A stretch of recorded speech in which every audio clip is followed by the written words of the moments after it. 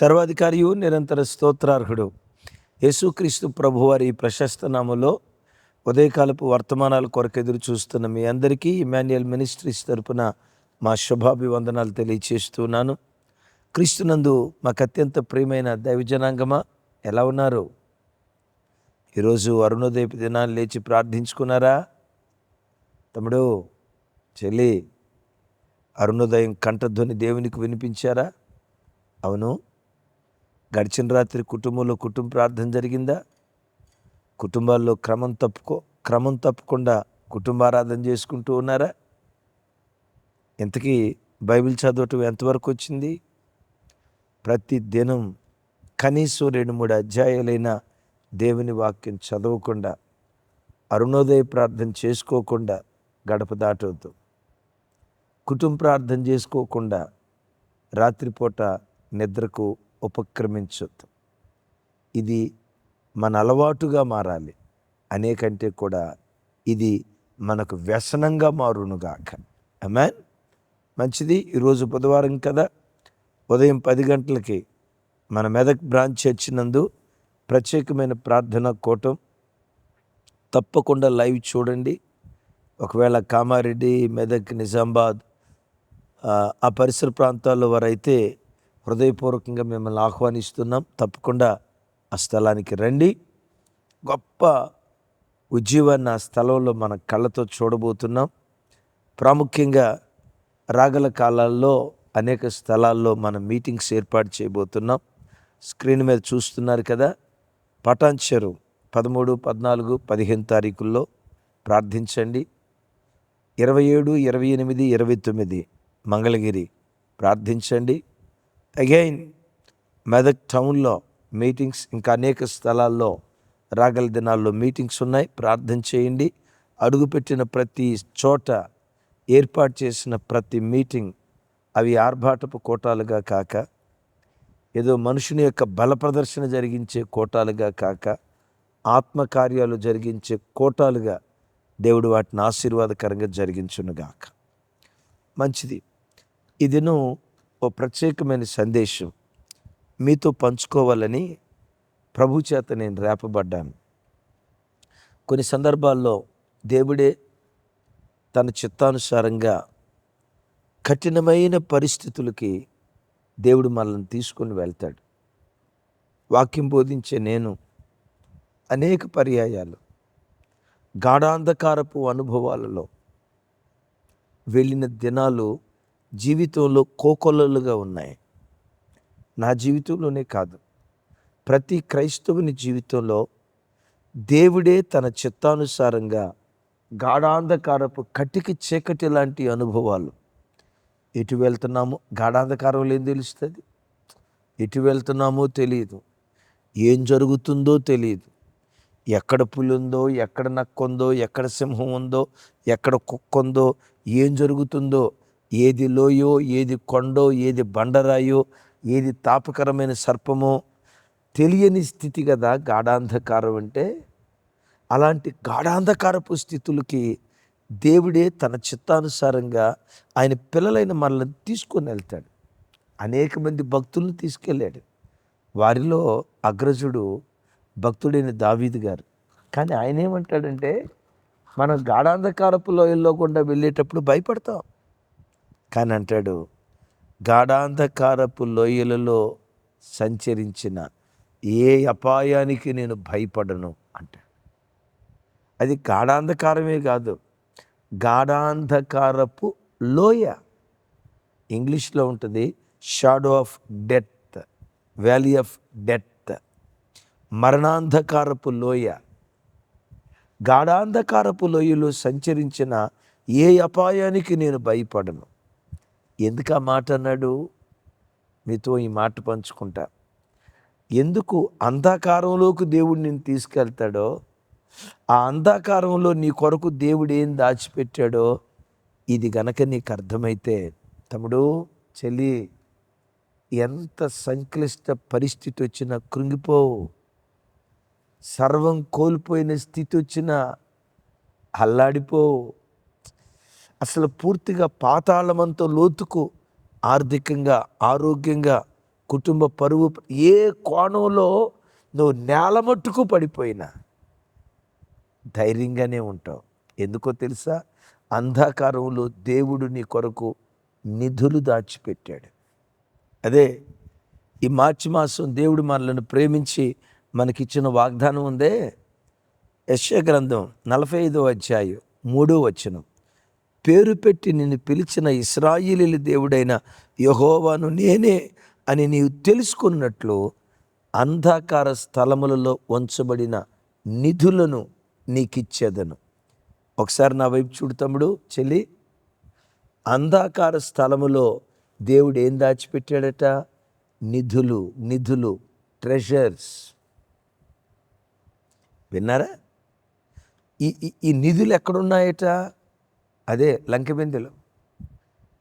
ఈ లంకెబిందెలు ఎక్కడున్నాయంట? క్రైస్తవ తమ్ముడు, ఈ లంకెబిందెలు ఎక్కడున్నాయంట? రోడ్డు మీద లేవు. మీకు తెలుసా? రోడ్డు మీద లేవు, బజారుల్లో లేవు, పొలం గట్టు మీద లేవు, కాలువ గట్టు మీద లేవు, హైదరాబాద్ చౌరస్తా దగ్గర లేవు. నేనంట హైదరాబాద్ చౌరస్తా దగ్గరే కనుక అవి దొరికేవి అయితే అసలు ప్రజలు ఎందుకు ఆగుతారు? కన్ను మూసి కన్ను తెరిచేలోపు మాయమైపోతాయి. లంకి బిందెలు ఎక్కడుంటాయి? ఒకసారి చెప్పు. లంకి బిందెలు ఎక్కడుంటాయో తెలుసా? భూమి లోపట తవ్వి ఆ భూమి లోపట దాచిపెడతారు లంకి బిందెలు భూమి లోపల దాచిపెడతారు. కనపడుతుంది. ఏమండి, ఒకవేళ బయట కనపడేటట్టుంటే ఎవడో దోచుకొని వెళ్ళిపోతాడు కదా. ఆ విలువైన నిధిని, ఆ లంకె బిందెలను భూమి లోపల తవ్వి రాజులు దాచిపెట్టేవాళ్ళు. రారాజైన యేసయ్య గాఢాంధకారంలో నీకు లంకె బిందెలు దాచిపెట్టాడు. విన్నారా ఈ మాట? దేవుడు తన చిత్తానుసారంగా నిన్ను గాఢాంధకారంలోకి తీసుకెళ్ళేది నిన్ను నాశనం చేయాలని కాదు. తమ్ముడు, చెల్లి, ఈ మాట విను. ప్రపంచంలో ఎవరికైనా గాఢాంధకారం వస్తే ఆ గాఢాంధకారం అన్య ప్రజలను నాశనం చేస్తుందేమో, కానీ గాఢాంధకారం క్రైస్తవుని నాశనం చేయలేదు. బైబిల్లో భక్తుడైన దావీదు గారికి గాఢాంధకారపు అనుభవాలు వచ్చాయి. ఓ చోట అంటాడు, తనకెదురైన గాఢాంధకారాన్ని గురించి మాట్లాడుతూ, చూడండి 23 యోబు గ్రంథం 23వ అధ్యాయం 17వ వచనం చూడండి. ఆ మాట 23:17 యోబు గ్రంథం. అంధకారము కమ్మియుండినను, గాఢాంధకారము నన్ను కమ్మియుండినను, నేను నాశనము చేయబడి ఉండలేదు. వా క్రైస్తవుడా, నువ్వు యేసు రక్తంతో కడగబడిన వాడివి. యేసయ్య నిన్ను ఎంత ప్రేమించాడు? తన ప్రాణం కంటే నిన్ను ఎక్కువ ప్రేమించాడు. తన ప్రాణం కంటే నిన్ను ఎక్కువ ప్రేమించడాన్ని బట్టి కదా తన ప్రాణం నీకు ఇవ్వటానికి సిద్ధపడింది. ఇలాంటి దేవుడు నీకు గాఢాంధకారాన్ని అనుమతించేది నిన్ను నాశనం చేయటానికి కాదు. చూడండి, అంటాడు యోబు భక్తుడు, గాఢాంధకారము కమ్మియుండినను, అంధకారము కమ్మియుండినను నేను నాశనము చేయబడలేదు. అంటే మనకు ఎదురయ్యే గాఢాంధకారం మన నాశనానికి వచ్చింది కాదు కాబట్టి మనం ఎందుకు భయపడాలా? యాజ్ కమింగ్ యాజ్ గోయింగ్ అంటారు కదా. అదే యాజ్ కమింగ్ యాజ్ గోయింగ్ అంటారు కదా. వచ్చిన గాఢాంధకారం దాని అంతటా అదే వాద్దే. జస్ట్ అట్లా పాస్ అయ్యి నిన్ను నాశనం చేయదు, పొర్రపాటున నిన్ను నాశనం చేయదు. అదే గాఢాంధకారం అన్నిడికి వచ్చింది. ఆ గాఢాంధకారం వాడిని నాశనం చేస్తుందేమో. మరణకరమైన రోగం వానికి వచ్చింది, నాశనం చేస్తుందేమో. ఆర్థిక ఇబ్బందులు వానికి వచ్చాయి, నాశనం చేస్తుందేమో. రకరకాల గాఢాంధకార పరిస్థితుల్లో వారి నాశనం చేస్తాయేమో. కానీ నిజదేవుని ఆరాధించే నిన్ను ఏ గాఢాంధకారం నాశనం చేయదు. ఇప్పుడు మీరు నన్ను అడగొచ్చు, మరి నాశనం చేయని కాడికి గాఢాంధకారం ఎందుకు దేవుడు అనుమతించాడన్న? టైంపాసా? నీ దేవుడు టైంపాస్ బఠానీ కాదు. నీ దేవుడు టైంపాస్ బఠానీ కాదు. ఎందుకు గాఢాంధకారంలోకి తీసుకెళ్తాడో తెలుసా? ఇదే యోబు భక్తుడు మాట్లాడుతూ ఇలా అంటాడు. 28వ అధ్యాయం 3వ వచనం. యోబు గ్రంథం 28వ అధ్యాయం 3వ వచనం అద్భుతమైన మాట ఇక్కడ రాసింది. మనుషులు చీకటికి అంతము కలుగు చేయుదురు, గాఢాంధకారములోను మరణాంధకారములోను ఉండు రత్నములను వెతుకుచు వారు భూమి అంతముల వరకు సంచరింతురు. నా వైపు చూసి సమాధానం చెప్పండి. రత్నాలు ఎక్కడుంటాయట? గాఢాంధకారంలో. రత్నాలు ఎక్కడుంటాయట? మరణాంధకారంలో. అంటే గాఢాంధకారంలో, మరణాంధకారంలో దేవుడు నిధులు దాచిపెట్టాడు, రత్నాలను దాచిపెట్టాడు.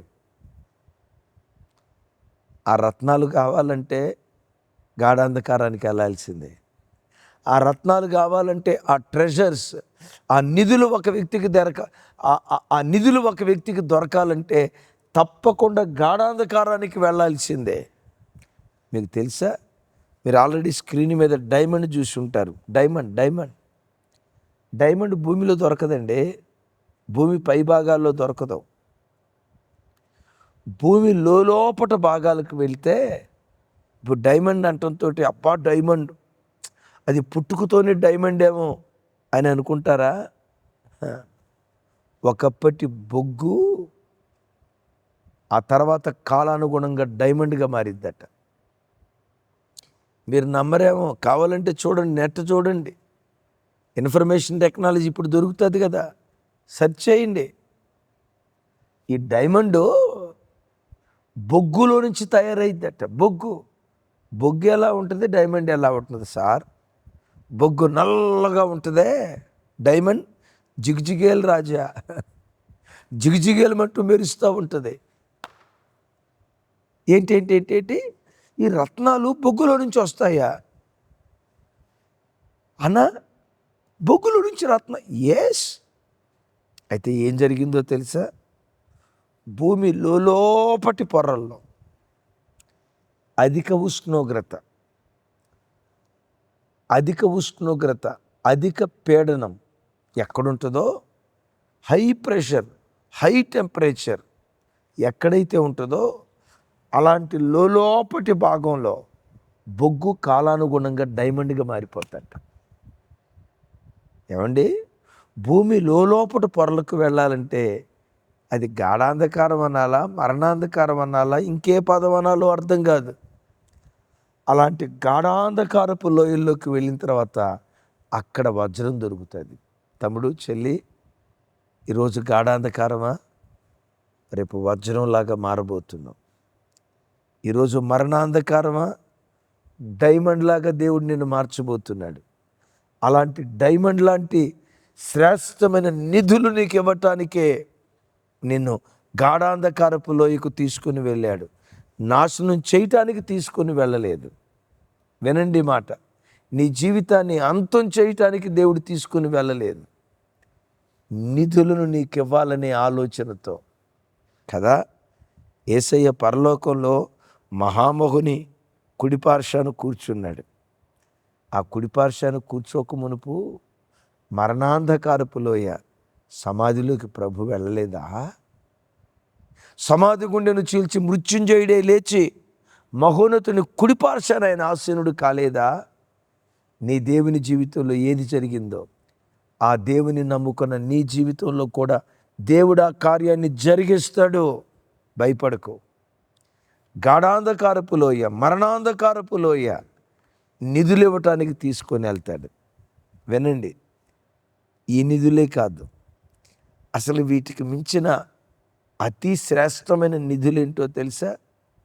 శ్రమనే గాఢాంధకారపు లోయకు ఒక వ్యక్తిని తీసుకెళ్ళినప్పుడు అక్కడ దొరికే నిధులు గూర్చి భక్తుడు పౌలు గారు రోమాపత్రికలో మాట్లాడుతూ ఇలా అంటాడు. రోమాపత్రిక 5వ అధ్యాయం 3వ వచనం నుంచి 5వ వచనం వరకు దివ్యమైన మాటలు అక్కడ రాసి ఉంటాయి. చూడండి. అంతేకాదు శ్రమ ఓర్పును, ఓర్పు పరీక్షను, పరీక్ష నిరీక్షణను కలుగు చేయునని ఎరిగి శ్రమల యందు అతిశయపడుదుము. ఏంటి దావీదు భక్తుడు అంటున్నారు, గాఢాంధకారపు లోయలలో సంచరించిన ఏ అపాయానికి నేను భయపడను అని ఆయనంటే, పౌలు గారు ఏమంటారు తెలుసా? అయ్య బాబోయ్, నేను గాఢాంధకారపు లోయల్లో ఏ అపాయానికి భయపడకపోవటం మాత్రమే కాదు, గాఢాంధకారపు లోయలు నాకు ఎదురైనప్పుడు అతిశయిస్తా. అతిశయం అనే పదం ఎక్కడ వాడతాం? మా అబ్బాయి కలెక్టర్ గారు అయ్యాడు, అతిశయం. మా అబ్బాయి డాక్టర్ గారు అయ్యాడు, అతిశయం. ఇదిగో పలానా చోట ఇల్లు కట్టుకున్నాం, అతిశయం కదా. అయితే పౌలు గారు ఏమంటాడు తెలుసా? కలెక్టర్ గారు వస్తే ఒక తండ్రి ఎట్లా కొడుకు కలెక్టర్ అయితే తండ్రి ఎట్లా అతిశయిస్తాడో, పౌలు శ్రమల యందు అతిశయిస్తాడట. గాఢాంధకారంలో అతిశయించడం ఏంటి సార్? శాడిటిజం అనుకున్నారా? దైవభక్తి లోకస్తులకు వెర్రితనం. దాని శక్తి ఎరిగిన వాడికి ఆ దైవభక్తి అతిశయం. ఎందుకు శ్రమ అతిశయం అంటాడు? శ్రమ ఓర్పును, ఓర్పు పరీక్షను, పరీక్ష నిరీక్షణను అంటాడు. నిరీక్షణ అనే పేరుకు కింద పుట్నోట్లో ఏమి రాస్తాడు తెలుసా? శీలము. శీలము అంటే ఓ మంచి శీలం. శీలము అంటే ఓ ఉన్నతమైన వ్యక్తిత్వం. అది శీలవతిరా, వాడు సౌశీల్యుడురా అని అంటారే. శీలము అంటే శ్రేష్టమైన గుణాలు కలిగి ఉండటం. నా ప్రభు బిడ్డలారా, అంధకారంలో దేవుడు దాచిన నిధులేంటో తెలుసా? పరిశుద్ధత అనే శీలం గాఢాంధకారంలోనే నీకు వస్తుంది. సాత్వికమనే శీలం, నేలమట్టుకు తగ్గించుకునే ఆ శీలం, దీనత్వం అనే శీలం, విశ్వాసమనే నిధి, మంచితనమనే నిధి, ఓర్పు అనే నిధి, ప్రేమ అనే నిధి. ఇవన్నీ ఎక్కడొస్తాయో తెలుసా? శ్రమల పాఠశాలలో వస్తాయి. శ్రమల పాఠశాల నేర్పగలిగే ఆధ్యాత్మిక పాఠాలు ప్రపంచంలో ఏ యూనివర్సిటీ నేర్పలేదు. అద్భుతం. గాఢాంధకారంలో లంకెబెందులు దొరుకుతాయి, ఆధ్యాత్మిక లంకెబెందులు దొరుకుతాయి. దావీదు గారు చోట అంటాడు, శ్రమ కలగక మునుపు నేను త్రోవ తప్పి నడిచా. శ్రమ కలగక మునుపు నేను త్రోవ తప్పి నడిచా అంటే శ్రమ కలిగిన తర్వాత దేవుని త్రోవల్లో నడవటం ప్రారంభించాడు. సరి అయిన నడక, ఆధ్యాత్మిక సరి అయిన నడక ఒక క్రైస్తవుడికి నేర్పే పాఠశాల శ్రమల పాఠశాల. ఓ చోట అంటాడు, శ్రమ నుండి ఇండుట నాకు మేలాయును. వా, చూసారా? నిధి, ఆధ్యాత్మిక నిధి, ఆధ్యాత్మిక నిధి. పౌలు గారు హెబ్రీ గ్రంథంలో మాట్లాడుతూ శిక్షాఫలము పొందుటకై అంటాడు. ఏంటయ్యా శిక్షాఫలం? దేవుడు ఒక వ్యక్తిని శిక్షించినప్పుడు, గాఢాంధకారానికి తీసుకొని వెళ్ళినప్పుడు ఆ శిక్షకు కొన్ని ఫలాలు వస్తాయట. ఆ ఫలమే నీతి, ఆ ఫలమే పరిశుద్ధత, ఆ ఫలమే ప్రేమ, ఆ ఫలమే సౌశీల్యం. సౌశీల్యం సౌశీల్యం మోషే ముంగోపి. మన కోపం వస్తే పెట్టమని ఒక దెబ్బ కొడతాం అంతే. మన సార్ కోపం వస్తే దెబ్బ కొట్టడం కాదు, ఏకంగా చంపి ఇసుకలో పాతి పెడతాడు. మోషే గారి దగ్గరికి వచ్చి, ఏ మోషే గారు నీకు ఇంత కోపం ఉంటే ఎట్టా, మరి అంత కోపిష్టుడు అయితే ఎట్టా అని అన్నాం అనుకోండి, బిక్క ముఖం పెట్టుకొని ఏడుస్తా ఏమంటాడో తెలుసా? అయ్యా, ఈ కోపం కొత్తగా నాకు వచ్చింది కాదయ్యా, మా మూల పురుషుడు, అదే మా మూల పురుషుడు లేవీడు ఉన్నాడే, ఆ లేవీడికి వచ్చిన కోపం అయ్యా, నేను ఒక్కడనే చంపా. మా లేవీడు మాత్రం షెకెములో ఉన్న మగవాళ్ళందరినీ చంపాడు. అమాయకపు యుద్ధులు గుదికాలు నరాన్ని తెగ్గొట్టారు. అయ్యా, మా తాతయ్య అన్నాడు, అదే మా యాకోబు గారు అన్నాడు, ఏమన్నాడు తెలుసా?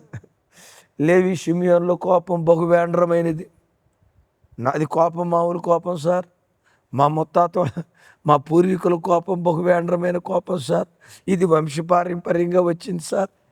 నేనేం చేసేది సార్ అంటాడు భక్తుడు. కానీ ఆ మోషేని దేవుడు వాడుకోవాలా, నిధులు బయటకు తీసుకురావాలి, మోషేకు లంకె బిందెలు ఇవ్వాలా. అందుకని ఏం చేశాడో తెలుసా? ఐగుప్తు దేశంలో సౌఖ్యంలో ఉంటే నా గుణాలు రా వీడికి దేవుడు అన్నమాట. సుఖ సౌఖ్యాల్లో ఉంటే నా మోషేకు నా గుణం రాదు, నా సాత్వికం రాదు అని గూడు రేపి మిద్యాను అరణ్యపు గాఢాంధకారంలోకి తీసుకెళ్ళాడు. ఆడకి తీసుకెళ్ళి 40 సంవత్సరాలు నలగొట్టి ఎక్కడ గాఢాంధకారంలో నలగొట్టి ఇప్పుడు మోషే దగ్గరికి వచ్చి దేవుడు అంటాడు, మోషే బయలుదేరు, ఐగుప్తుని విడిపించుదుకొని అంటాడు. అయ్యా నత్యోడిని అయ్యా, నాకేం మాటలు వస్తాయి? మోషే నత్యోడా, మాటల యందు ప్రవీణుడని అపోస్తుల కార్యాల్లో చూస్తాం. నేను నత్యోడిని అయ్యా అంటాడు. అంత తగ్గించుకున్నాడు, సాత్వికుడైపోయాడు. దేవుడే అతని సాత్వికాన్ని గురించి ఏమంటాడు తెలుసా? భూమి మీదనున్న సమస్త ప్రజలలో మోషే మిక్కిలి సాత్వికుడు, నమ్మకమైన వాడు. ఎలాంటి సౌశీల్యం మోషేకి రావటానికి కారణం ఏంటో తెలుసా? గాఢాంధకారంలోకి తీసుకెళ్ళాడు. లంకె బిందెలు ఇవ్వటానికి, తమ్ముడు చెల్లి నిధులు నీకు ఇస్తాడు, ధైర్యంగా ఉండు. తన సమయం వచ్చినప్పుడు వాటిని బయటకు తీసుకొస్తాడు, ధైర్యంగా ఉండు. గాఢాంధకారపు లోయలు ఎదురైనప్పుడు భయపడకపోవటం మాత్రమే కాదు, అవి వచ్చినప్పుడల్లా అతిశయపడు. అంటే ఈరోజు ఈ గాఢాంధకారం వచ్చిందంటే రేపు లంకె బిందెలు దేవుడు నాకు ఇస్తాడు. ఆమేనానండి. నిధులు దేవుడు నాకు ఇస్తాడు, శ్రేష్టమైన సౌశల్యం నాకు ఇస్తాడు. ఇవి ఇవ్వటానికే ఈరోజు గాఢాంధకారం అనుభవిస్తున్నావేమో. రోగమనే గాఢాంధకారం, అవమానమనే గాఢాంధకారం, పేదరికమనే గాఢాంధకారం, తిరస్కారం అనే గాఢాంధకారం, ఉద్యోగ లేమనే గాఢాంధకారం, సంతాన లేమనే గాఢాంధకారం, అవమానం అనే గాఢాంధకారం. ఏ గాఢాంధకారం అనుభవిస్తున్నావో నాకు తెలీదు, కానీ ఒకటి ఖచ్చితంగా నాకు తెలుసు, ఈరోజు నీకు గాఢాంధకారం ఎదురైందంటే రేపు నీకు నిధులు దేవుడు ఇవ్వబోతున్నాడు. వజ్రంలాగా దేవుడు నిన్ను మార్చబోతున్నాడు. ఈ ప్రవచనపు మాట ఒక్కొక్క జీవితాల్లో దేవుడు రూఢిపరచునుగాక. చిన్న ప్రార్థన చేస్తాను. సర్వశక్తి గల తండ్రి, మాతో మీరు మాట్లాడిన ప్రతి మాటకై స్తోత్రాలు. ఎందుకు భక్తుడు గాఢాంధకారపు లోయలు సంచరించిన ఏ అపాయానికి భయపడనన్నాడో మాకు అర్థమైందయ్యా. పౌలు శ్రమల్లో నేను ఎందుకు అతిశయిస్తానన్నాడో ఈరోజు మాకు అర్థమైందయ్యా. అంధకారంలో నిధులు దాచిపెట్టావు, మమ్మల్ని వజ్రంలాగా మారుస్తావు. మా జీవితంలో సుగుణాలు మాకు ఇస్తావు, అతి శ్రేష్టమైన జీవితం మాకు అనుగ్రహిస్తావు. బొగ్గులాంటి మా బ్రతుకులు వజ్రంలాగా మార్చేటట్లుగా నువ్వు చేస్తావు. నువ్వు చేసినందుకు స్తోత్రాలు. సమస్యలతో ఎవరు బాధపడుతూ ఈ వాక్యాన్ని వింటున్నారో ఒక్కొక్క బిడ్డ జీవితంలో బిడ్డల కన్నీటిని మీరు తుడుచుదురుగాక, వారి జీవితాల్లో అద్భుతం జరిగించుదురుగాక. ఓ మహత్కార్యం వారి జీవితాల్లో మీరు చేసినందుకు స్తోత్రాలు. చేతులెత్తి నీ ప్రజలను దీవిస్తూ యేసు నామం పేరిట ప్రార్థించి స్తుతించి పొంది ఉన్నాం తండ్రి. తండ్రి అయిన దేవుని ప్రేమ, కుమారుడైన యేసుక్రీస్తు వారి దివ్య కృప, పరిశుద్ధాత్మ దేవుని సహవాసం మనకు సకల పరిశుద్ధులకు సదా తోడయుండి నడిపించునుగాక. Amen, amen, amen. Thank you.